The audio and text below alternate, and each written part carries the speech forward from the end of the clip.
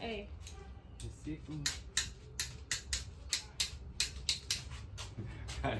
Eu tenho que pegar a preparação, né? Preparação é massa. Tá gravando?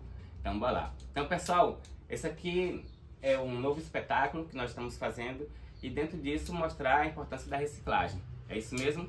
E aqui na oficina é super natural, esse show é trabalhoso, então a gente tem que fazer tudo sem erro. É isso mesmo? Quem nunca errou, que atira a primeira tampa. Bora lá! Reciclo, reciclo, reciclo, reciclo, reciclo. Como é que é? Reciclo, reciclo, reciclo, reciclo, reciclo, reciclo, reciclo, reciclo, reciclo, reciclo.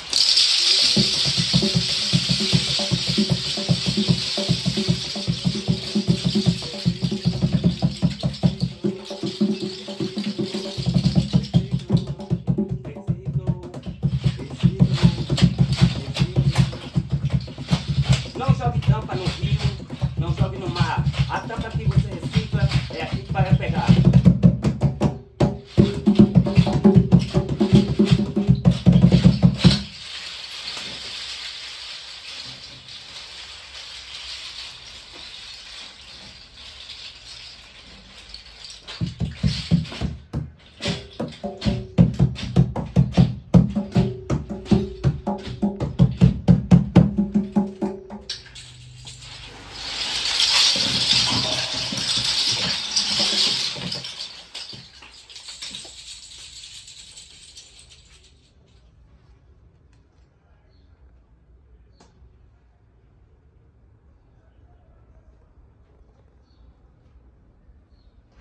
Vocês estão aí?